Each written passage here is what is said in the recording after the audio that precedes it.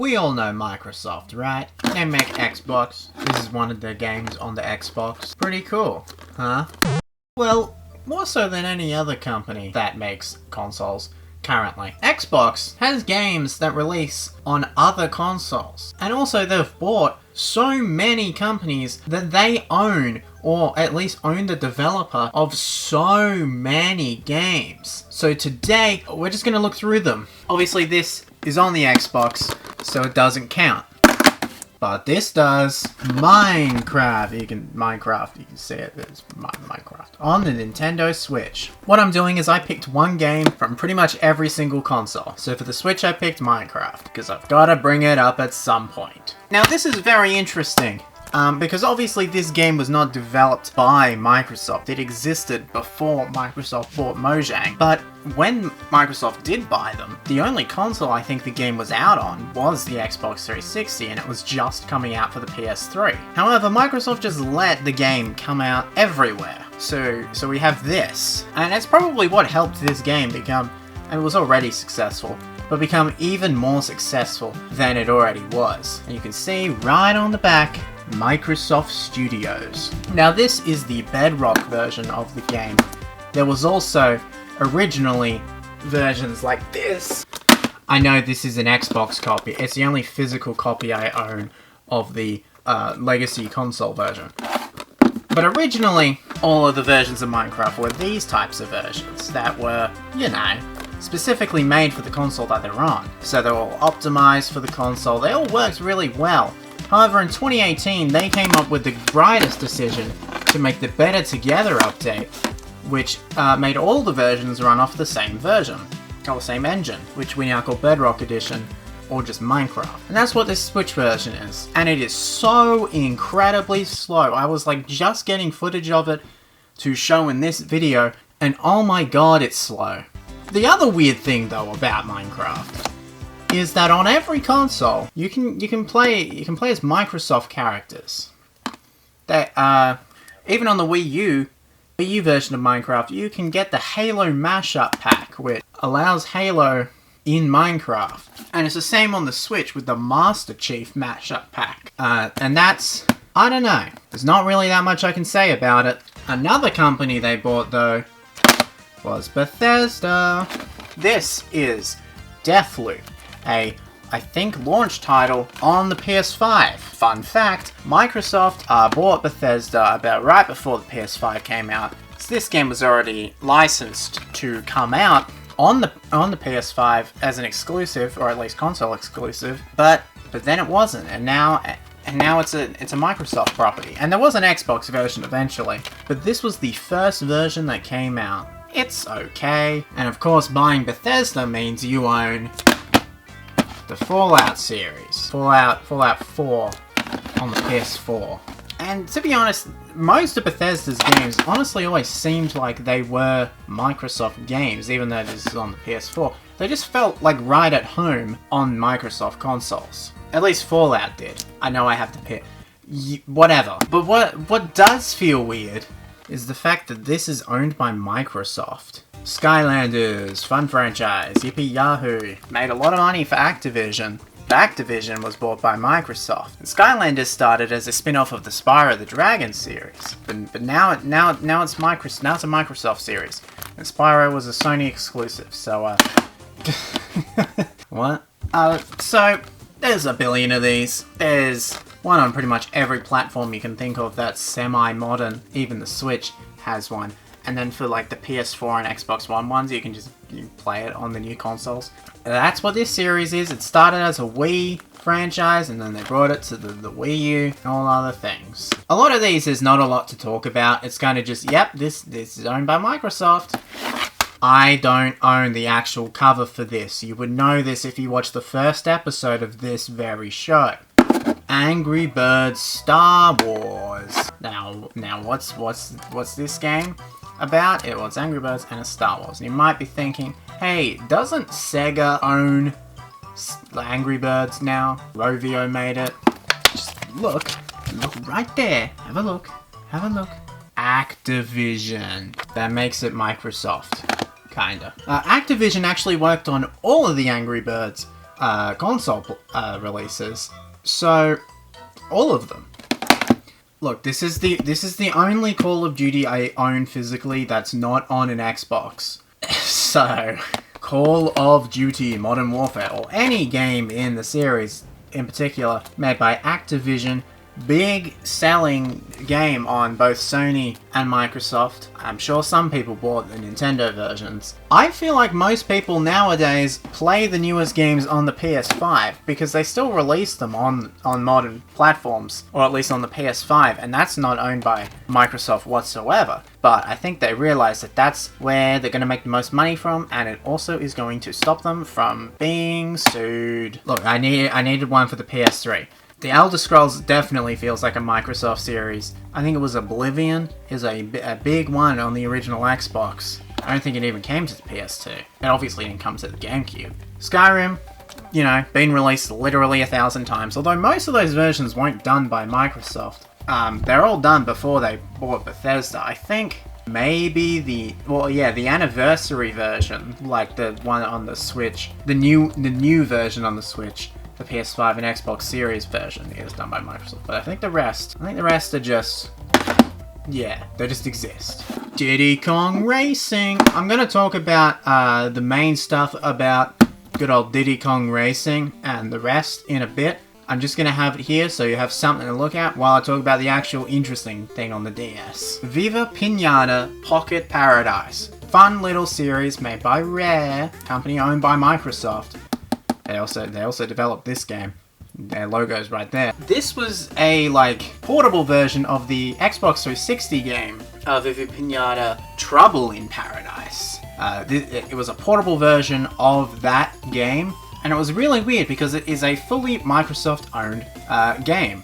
Rare, I guess I may as well bring it up now, developed a lot of games with Nintendo, and then were later bought by Microsoft, but they could still release portable games with Nintendo, like Diddy Kong Racing DS, because Microsoft didn't have a portable console, so they were just like, yeah, you can do it on Nintendo. So a lot of Rare's games started on Nintendo platforms. Viva Pinata is not one of them. That started on the Xbox 360, so it's really weird that that's the one that they made a DS. I mean, they made portable ones of other games too, but it's just really weird. I don't know. I think it's weird that it exists. It was published by THQ. Microsoft would never publish a DS game. They very rarely even publish all of these. They do now, but they, for a while, very much hid the fact that they were released by Microsoft. And yeah, I don't know. I just think it's interesting. But I'll talk about more Rare stuff when we get to older consoles. They developed Diddy Kong Racing DS while they were owned by Microsoft. This was the only thing I own on the GameCube that was developed by a Microsoft studio, being Activision. Or published, anyway. If you want some little fun facts about X-Men 2 Wolverine's Revenge, it has nothing to do with the movie at all. I know that's Hugh Jackman right there, but it has nothing to do with the movie. It just has that name because it came out at around the same time as the movie. Wolverine's actually played by Mark Hamill in this game, and is based on the comics, more so than anything else. It's mainly about, it was originally based on the Weapon X comics, which were coming out, I guess, while they were developing it. And it's mainly about Wolverine and Sabretooth having a little go at each other. Patrick Stewart does play Professor X though in this game. So I guess that's the only connection to the movie, and the fact that Hugh Jackman is on the cover. But I'm pretty sure that's just a poster from X-Men either 1 or 2. I think it's X-Men 1, to be honest. I don't know. Whatever. But an interesting one on the GameCube is Star Fox Adventures, developed by Rare. Wow. They are going to come up quite a lot. So Rare, they, as I said, developed a lot of games with Nintendo. One of the original games they were working on was a game for the Nintendo 64 called Dinosaur Planet. However, Shigeru Miyamoto saw it and was like, hey, let's make that into Star Fox, because we're working on Star Fox, so let's just mash these two concepts together. And then they made Star Fox Adventures. It came out the day before Rare was bought by Microsoft.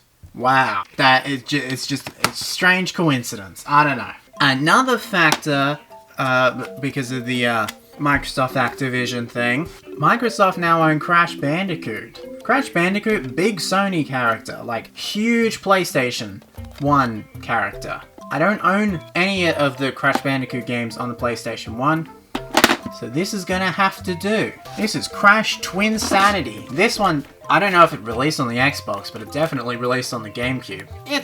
I don't know.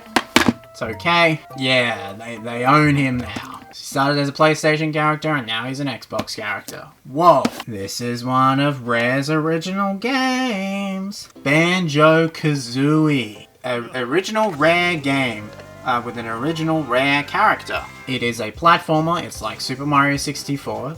Like that. It's obviously that era because it's on the Nintendo 64. It's very often compared to that and Donkey Kong 64, which was also developed by Rare. This game is everyone loves it. There hasn't been many games in the series, like at all. It's kind of just been lost. Well, it's not lost to time because you can play it on the Switch, and the Xbox. But they haven't really done anything with this series since Super Smash Bros. Ultimate. This game was actually, funnily enough, published by Nintendo themselves, which is kind of cool. They didn't publish all of Rare's original games. They didn't publish Conker's Bad Fur Day, which also released on Nintendo 64. That was published by either Rare themselves or in Europe published by THQ. This was published by Nintendo, and I think that's really cool. Anyway, this is the only Spyro game. I mean, on the PlayStation 1 that I own. This is Spyro Year of the Dragon. What one is this? I think it's the third one in the trilogy. This was the other half of the Crash Bandicoot thing. Spyro, huge PlayStation character. Eventually the rights got shuffled up into Activision, and then eventually got shuffled up into Microsoft. There's not much more to say about this that I didn't already say about Crash Bandicoot, but it is kinda unique that one of Sony's biggest characters is now owned by the competitor that won't do anything with it. This is Donkey Kong Land 3 on the Game Boy Color. Japanese exclusive. I feel like I can't talk about this without talking about all of their other Donkey Kong stuff. So there's Donkey Kong Country 3, the console version of this, and Donkey Kong Land. So Rare basically just had the Donkey Kong license for a while, because they also did that. They developed all of the Donkey Kong games, all of the ones from Donkey Kong Country 1, which I do have, but I didn't have the box, so I picked this version. Donkey Kong Country 1 to the last original one, I think was Donkey Kong 64, or it was Diddy Kong Racing, the original one. Then they were bought by Microsoft, and then all they did was Donkey Kong ports, where they did Diddy Kong Racing DS, they did Donkey Kong Country 1, 2, 3 on the Game Boy Advance. That was kind of it. And Donkey Kong kind of went nowhere. But it's just really interesting that all of these Donkey Kong games were developed by Rare, and then they weren't with Nintendo anymore. They weren't ever owned by Nintendo, but still. And then they didn't know what to do with Donkey Kong, and they're only just getting out of it. So that's really fun. Anyway, I need this. I don't own any Microsoft-owned games on the NES, but they're in this collection, okay? So, Microsoft happens to have bought Rare, in case I haven't brought it up before, which has like a billion franchises like Perfect Dark, Conker's Bad Fur Day, Banjo-Kazooie, and Battletoads, which is the big one. Battletoads was a huge NES game. It did release on the Genesis or Mega Drive as well as a few other consoles too. But it is most known for being on the NES. You can play them, I don't know if you can play the first one, but you can play some of the other ones on Switch Online. You can play the first one as a part of this collection, and it's just kind of really cool. Microsoft haven't really done that much. They did make a Battletoads reboot type thing a few years ago, but I don't think they're going to make another one. Gonna be perfectly honest. They are making a new Perfect Dark though, which is kinda cool. That started on the Nintendo 64. I do have it, but it's on the other side of the room. But they have a bunch of classic games on a bunch of different things. They also have a lot on the Atari 2600. Activision was a huge developer for the Atari 2600. It literally says on the cover of this, which is an Activision anthology, the Activision classics from the Atari 2600 are back. I don't know how many of these could actually be considered classics, but they made things like ice hockey, laser blast, tennis, and some other ones too that you might have heard of, like Pitfall. They made Pitfall. Have you heard of that one? That's like the only known one they did. Microsoft owned like a bunch of classic games, from Activision's Atari games to Rare's NES, SNES, Nintendo 64, and other games. I'm gonna pitch you something, Microsoft. Why don't you combine these two games and make like a Microsoft Classics collection? You could have all of these games. This is 45, this is 30. What's that plus together? 75. You could have a 75 game collection, and then you could put it on Nintendo, and then you could include the Donkey Kong games, and then you could have even more. That would be really cool. They're not going to do that, especially the Donkey Kong part. But that would be a really cool way to show all their classic games, because they just own so much. They could chuck in Spyro and Crash and all, like, so much stuff. But we all know they're not going to do that, so at least make like a Crash Bandicoot and Spyro Classics collection, guys. Like, come on. That's everything that Microsoft have on other consoles that aren't owned by Microsoft. I did have written down some ones that they did for Sega. I don't own any of them, but let's go through them all very quickly. On the Dreamcast, they had Toy Story 2, Buzz Lightyear of Star Command. There was only like 4 on the Dreamcast. Saturn, they had Return to Zork. It's made by Activision. Don't ask me what it's about, because I don't know. On the Mega Drive, they had Battletoads, the original one. It was long, as well as most of the other ones. And then on the Master System, they had Battletoads and Battle Maniacs that came out in 1994. Why were they still making games on the Master System in 1994?